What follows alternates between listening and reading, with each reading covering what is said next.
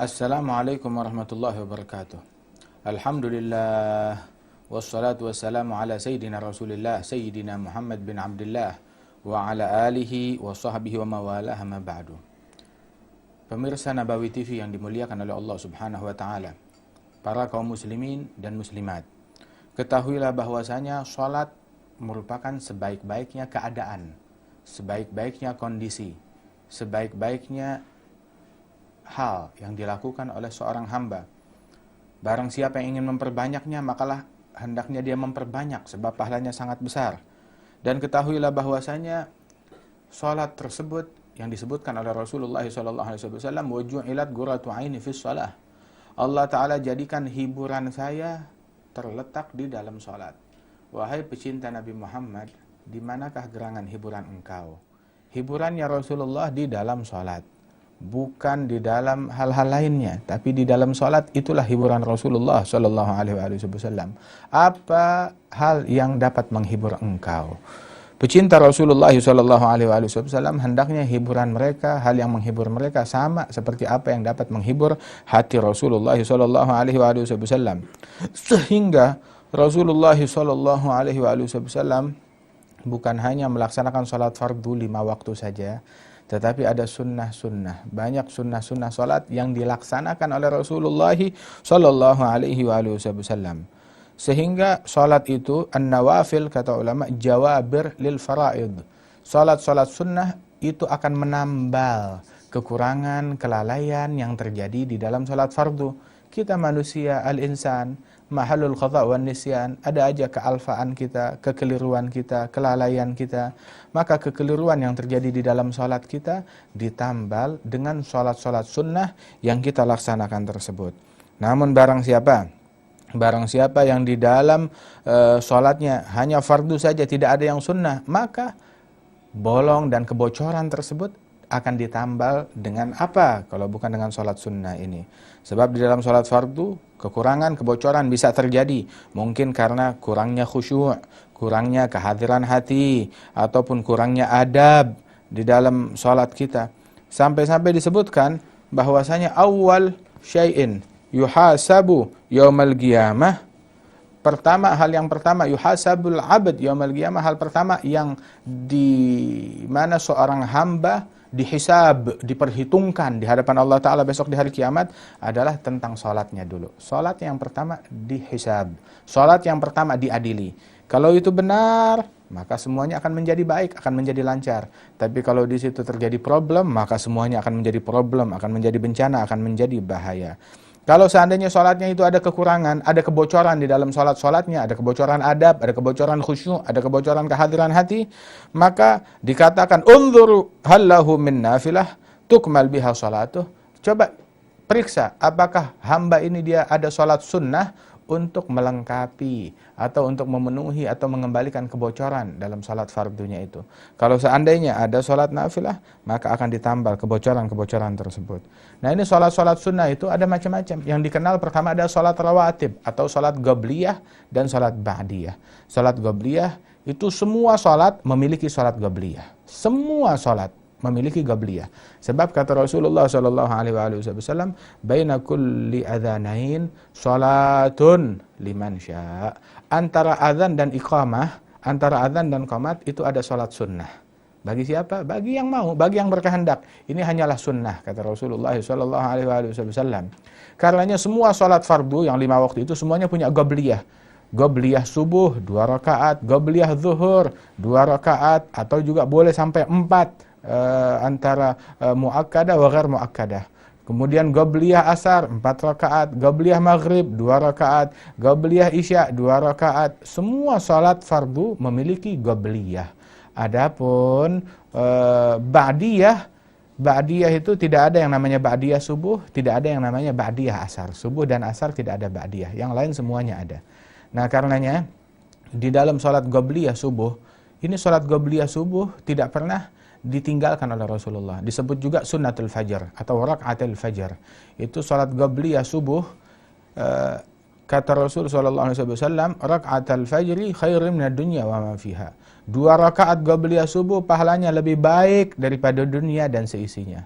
lebih baik daripada pahala dunia dan seisinya. Dunia seisinya itu bagaikan sayap nyamuk. Maksudnya apa? Ulama menafsirkan hadis ini. Artinya seandainya seseorang memiliki dunia seisinya dari yang halal, dan dia infakkan dunia seisinya yang halal tadi kepada hal yang halal, maka pahala infaknya dari yang halal kepada yang halal dari dunia seisinya itu mau dibandingkan dengan pahala qobliyah subuh, pahala qobliyah subuh pahalanya lebih besar daripada itu semua.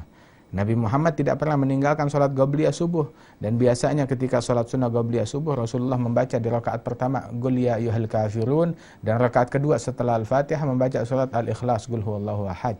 Dan kemudian juga sholat sunnah qobliyah subuh ini nggak pernah ditinggalkan oleh Rasulullah sallallahu alaihi wasallam. Dan ada lagi yang namanya sholat qobliyah zuhur, 2 rakaat, tapi juga afdalnya 4 rakaat antara muakkadah bersama ghair muakkadah. Itu disebutkan bahwasanya barang siapa yang melazimkan sholat 4 rakaat sebelum zuhur dan sholat 4 rakaat sunnah setelah zuhur, Allah Ta'ala haramkan kulitnya untuk tersentuh oleh api neraka. Nabi Muhammad pernah ditanya tentang salat qabliyah zuhur. Ketika masuk waktu zuhur, Nabi salat qabliyah. Ditanya tentang hal itu, maka Rasulullah menjawab bahwasanya innaha sa'ah tuftahu fiha abwabus sama' fa ahbabtu an yurfa'ali fiha amalun salih. Ini adalah saat di mana Allah Ta'ala bukakan pintu langit bagi hambanya. Ini saatnya dibukakan pintu langit. Maka saya ingin di awal waktu zuhur, saat dibukakan pintu langit, ada amal soleh dari saya yang diangkat keharibaan Allah Subhanahu wa Ta'ala. Ini salat qabliyah dan ba'diyah zuhur. Ada lagi yang namanya qabliyah asar. Wahai saudara-saudara sekalian, kita tidak berjumpa dengan Nabi Muhammad. Kita tidak bertemu dengan Nabi Muhammad sallallahu alaihi wasallam. Tapi kira-kira doa Nabi Muhammad manjur atau tidak? Udah pasti doa Nabi Muhammad manjur. Kalau kita walaupun tidak berjumpa dengan Rasulullah, tapi kita ingin kebagian doanya Rasulullah, laksanakanlah sholat qabliyah asar, sehingga kita kebagian doanya Nabi Muhammad. Apa doanya Nabi Muhammad? Nabi bersabda dalam doanya, rahimallahum ra'an shalla arba'an qabla al-asr. Ya Allah, berikan rahmatmu kepada seseorang yang sholat 4 rakaat sebelum asar. Dia sholat qabliyah asar 4 rakaat, didoakan oleh Rasulullah agar orang itu mendapatkan rahmat dari Allah Subhanahu wa Ta'ala. Nanti pun, sore nanti kita bisa mendapatkan doanya Rasulullah.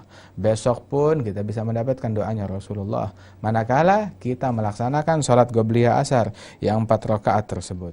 Kemudian juga Rasulullah sallallahu alaihi wasallam melaksanakan qabliyah maghrib dan ba'diyah maghrib, dan ketika salat ba'diyah maghrib sekalian juga Rasulullah melaksanakan salat awabin. Rasul sallallahu alaihi wasallam bersabda di dalam hadis bahwasanya 6 rakaat bainal maghrib wal isya adalna man shalla 6 rakaat bainal maghrib wal isya la yatakhalal bainahunna bikalamin adalna ibadah 12 sanah.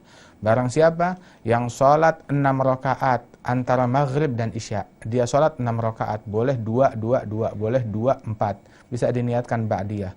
Barang siapa yang sholat antara maghrib dan isya sebanyak 6 rakaat, yang penting tidak diselingi dengan pembicaraan duniawi, maka dia mendapatkan pahala seperti pahala ibadat selama 12 tahun, kata Rasulullah SAW. Kemudian lagi ada yang namanya sholat qabliyah isya. Rasulullah menyebutkan di dalam hadis bahwasanya man shalla rak'atain qabla al-isya bata wallahu anhu radin. Barang siapa yang salat 2 rakaat sebelum isya, maka dia tidur bermalam pada malam hari itu sedangkan Allah dalam keadaan ridha terhadapnya. Qabliyah isya ini disebut salat ridha, sunnatul ridha.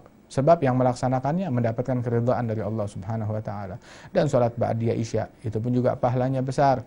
Bahkan itu setelah isya itu ada sholat 4 rakaat, boleh diniatkan witir, di mana ketika dia melaksanakan hal tersebut boleh dia niatkan witir atau nafil mutlak. Setelah sholat isya dia sholat 4 rakaat, kata Rasulullah 4 rakaat ba'dal isya kamitslihinna fi lailatul qadar. 4 rakaat setelah sholat isya pahalanya itu seperti 4 rakaat di malam Lailatul Qadar. Lailatul Qadri khairun min alfi syahr. Malam Lailatul Qadri bagaikan lebih baik daripada 1000 bulan. 1 bulan 30 hari, 1000 bulan 30.000 hari. 1 rakaat di malam Lailatul Qadar bagaikan 30.000 rakaat di malam-malam lainnya. Kalau 4 rakaat sama dengan 120.000 rakaat. Hanya dengan 4 rakaat yang kurang dari 5 menit tersebut kita bisa mendapatkan pahala yang besar dari Allah Subhanahu wa Ta'ala. Ini tentang salat qabliyah dan salat ba'diyah. Di antara sholat sunnah yang tidak pernah ditinggalkan oleh Rasulullah SAW adalah salat witir. Salat witir kata Rasulullah, "Innallaha witrun yuhibbul witra." Allah Ta'ala Maha Esa dan Allah Ta'ala menyukai salat witir apabila dikerjakan oleh hambanya. "Fa'autiru ya ahlal Qur'an," kata Nabi Muhammad. Wahai para ahlinya Al-Qur'an, wahai para umat yang menerima Al-Qur'an, laksanakanlah salat witir tersebut. Dan ketahuilah bahwasanya Rasulullah juga bersabda di dalam hadis, "Al-witru haqqun, faman lam yutir falaysa minna." Salat witir adalah hak, adalah benar. Barang siapa yang tidak melaksanakan salat witir maka bukan bagian dari kami. Salat witir adalah sebuah keharusan kata ulama. Barang siapa yang tidak melaksanakan salat witir bukan bagian dari kami. Dalam mazhab Syafi'i salat witir sunnah yang sangat dianjurkan. Yang meninggalkan witir hukumnya makruh. Namun ada ulama dari madhab yang lain yang menyatakan sholat witir hukumnya wajib. Barang siapa terbit fajar sedangkan dia belum sholat witir maka dia berdosa. Itu menurut pendapat ulama yang lain. Tapi sebuah kaidah dalam usul fikih dalam madhab, magila biwujubih fatarkuhu makruh. Hal-hal yang dikatakan oleh ulama lain kalau itu wajib, walaupun dalam madhab kita itu tidak wajib, maka kalau ada ulama yang bilang itu wajib, kalau ditinggalkan maka hukumnya makruh. Jangan tinggalkan salat witir, sebab Rasulullah SAW tidak pernah meninggalkan salat witir. Salat witir minimal 1 rakaat, tapi mau sedikit namun sempurna. Sedikit namun sempurna. Adna kamal, minimal sempurna adalah 3 rakaat. Kalau 1 rakaat itu minimal tapi tidak sempurna. Dan makruh tiap hari sholat witir cuma 1 saja. Itu hal yang makruh. Ini tidak serius dalam beribadat kepada Allah Ta'ala. Tapi minimal dan sempurna 3 rakaat. Dan yang lebih afdal 5 rakaat lebih afdal, 7 rakaat lebih afdal, 9 rakaat lebih afdal. Dan yang paling afdal daripada sholat witir adalah 11 rakaat. Seperti yang dikerjakan oleh Rasulullah SAW. Dan ketika dia sholat witir, yang ganjil itu, dia tutup hendaknya dengan 3 rakaat. Dalam 3 rakaat itu dia sholat 2, 1 atau boleh juga sekaligus, tapi 2 dan 1 itu yang banyak dikerjakan. Rakaat pertama setelah Fatihah baca Sabbihisma Rabbikal A'la, surat Sabbihisma. Kemudian yang kedua setelah Fatihah dia baca Qul ya ayyuhal kafirun. Kemudian 1 rakaat yang terakhir dia membaca setelah surat Al-Fatihah Qul huwallahu ahad, Qul a'udzu birabbil falaq, Qul a'udzu birabbin nas. Dia laksanakan ini semua. Kalau kebetulan di bulan Ramadan ketika lewat malam 15 hari terakhir dari bulan Ramadan, maka hendaknya dia membaca di dalam salat witirnya itu doa kunut yang diajarkan oleh Rasulullah SAW. Nah, karenanya ini para salaf terdahulu di antara mereka yang di dalam salat witir mereka membaca Al-Qur'an dengan berurutan hingga mereka hatamkan di malam-malam tersebut dalam salat witir mereka. Ada yang tiap malam baca Al-Qur'an 1 juz dalam salat witirnya, ada yang 2 juz, ada yang 3 juz membaca Al-Qur'an. Sayyidina Utsman bin Affan dia menutup salatnya itu dengan 1 rakaat. Dalam 1 rakaat terakhir dia baca Al-Qur'an dari awal hingga hatam Qur'an. Radhiyallahu anhu wa ardahu. Dan salat witir itu yang paling afdal dilaksanakan boleh di awal waktu, boleh di awal malam, boleh di pertengahan malam, boleh juga di akhir malam. Namun yang paling afdal itu salat witir itu dilaksanakan di akhir malam sekaligus dia tahajud, atau kalau dia khawatir waktunya sempit dia boleh kerjakan sebagian di awal malam dan ditutup sebagian lagi di akhir malam. Di antara sunnah, salat sunnah yang dianjurkan oleh Rasulullah SAW adalah salat ad-duha, di mana salat duha tersebut minimal 2 rakaat dan maksimal 8 rakaat. Salat witir waktunya kapan masuk waktu salat witir? Salat witir itu masuk waktunya itu mulai dari begitu salam dari salat isya. Selesai melaksanakan perbuatan salat isya. Bukan selesai masuk waktu isya. Selesai melaksanakan perbuatan salat isya, salam dari salat isya, sudah masuk waktu witir. Hingga subuh, begitu terbit subuh, berakhir waktu witir.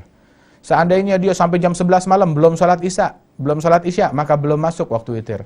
Tapi kalau dia sudah salat isya jam 8, jam 7 malam, begitu azan sudah selesai salat isya jam 7 malam, maka dia sudah boleh salat witir. Jam 11 malam belum selesai salat isya, belum masuk waktu witir.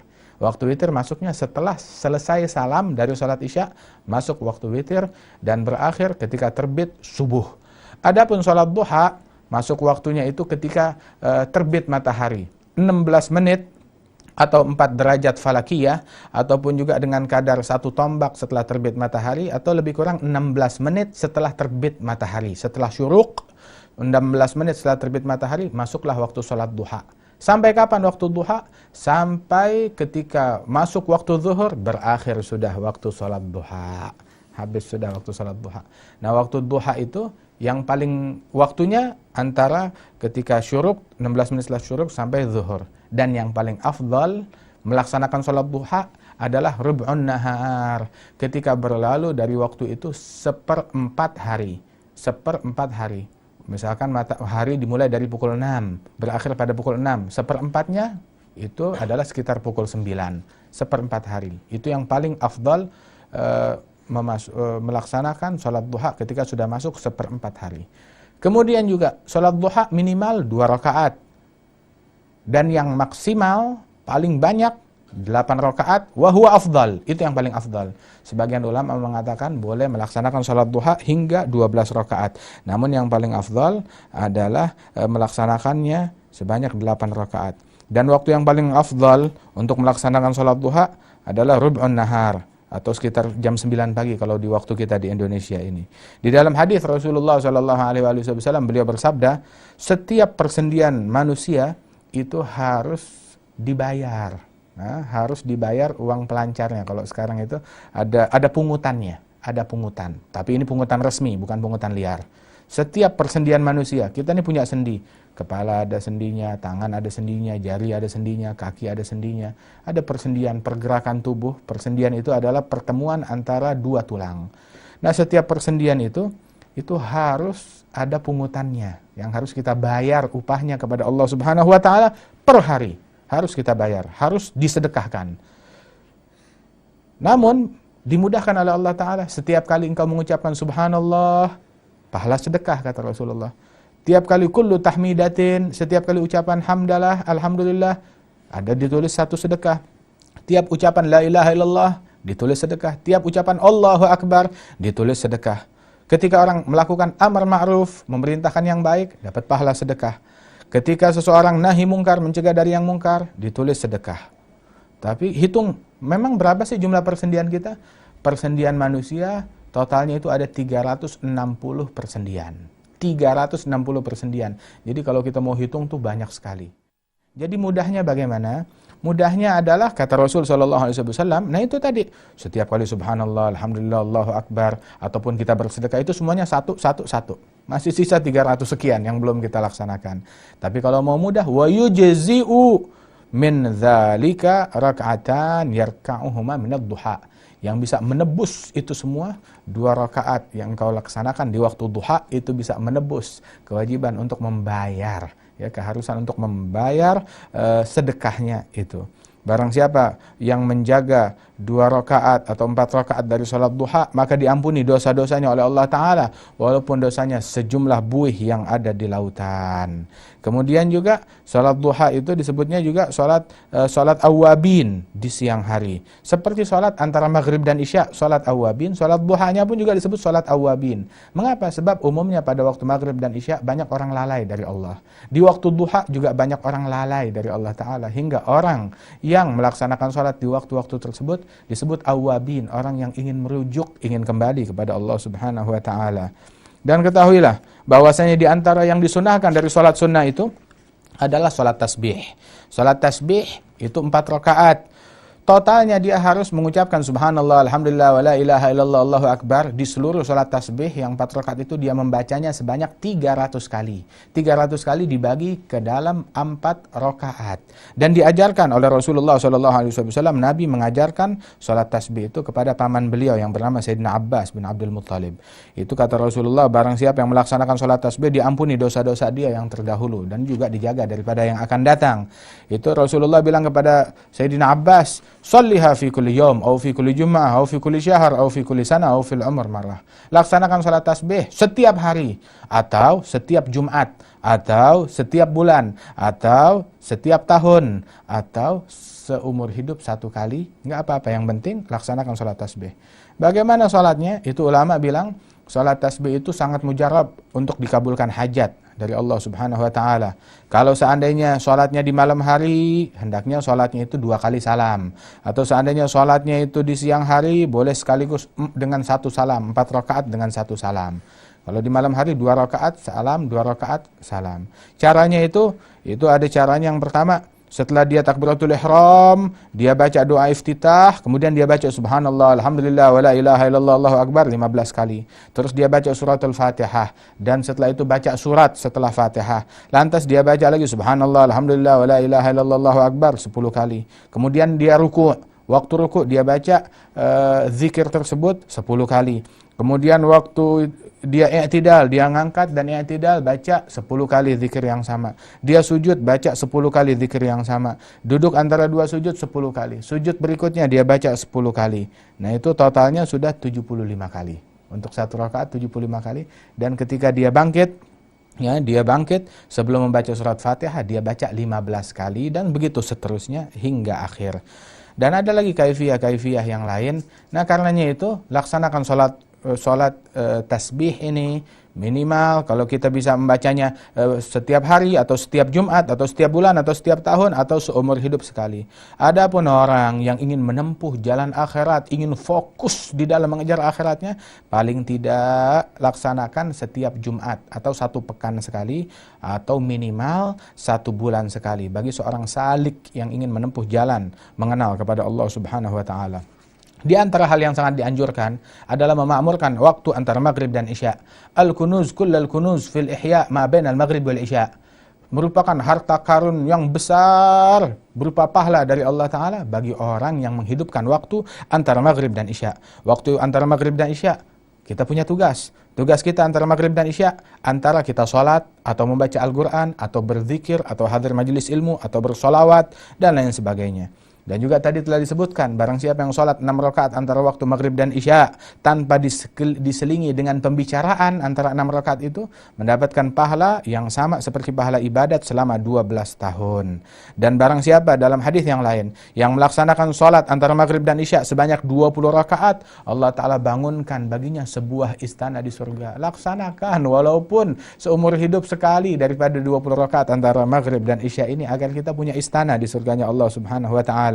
Sebab ini adalah waktu yang paling afdal, dan juga harus kita makmurkan dengan ketaatan. Jangan di waktu ini kita sibuk dengan televisi, jangan di waktu yang semacam ini kita sibuk dengan perdagangan, dengan bisnis, dengan internet, dengan musik dan lain sebagainya. Tapi sibukkan dengan zikir, dengan doa, dengan ratib, dengan yasin, dengan tilawatul Quran, dengan qabliyah, dengan ba'diyah, dengan salat dan amalan yang mendekatkan diri kita kepada Allah Subhanahu wa taala.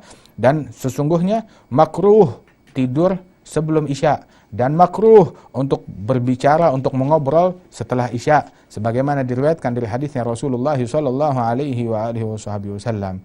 Nah, mudah-mudahan Allah Subhanahu wa taala berikan taufik kepada kita sekalian. Allah Taala berikan bimbingan kepada kita. Kita hidup hanya 1 kali. Umur kita adalah modal utama kita. Kalau kita tidak isi dengan hal yang baik, mau kita isi dengan apa? Untuk apa kita hidup di dunia ini kalau bukan untuk menggali pahala dari Allah Subhanahu wa taala?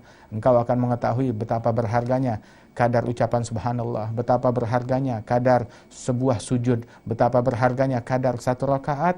Engkau akan mengetahui betapa mahalnya itu semua saat ruhmu telah sampai di dalam tenggorokanmu. Karena gunakan kesempatanmu dengan sebaik-baiknya. Mudah-mudahan Allah Ta'ala makmurkan umur kita, makmurkan hidup kita, makmurkan waktu kita, makmurkan saat-saat yang kita miliki dengan hal yang diridhai oleh Allah Ta'ala. Allahumma ya man waffaqa ahlal khair lil khair wa'anahum alaih wafiqna lil khair wa'inna alaihi birahmatika ya arhamar rahimin. Wa sallallahu ala sayyidina Muhammadin wa ala alihi wasallam. Walhamdulillahi rabbil alamin. Wassalamualaikum warahmatullahi wabarakatuh.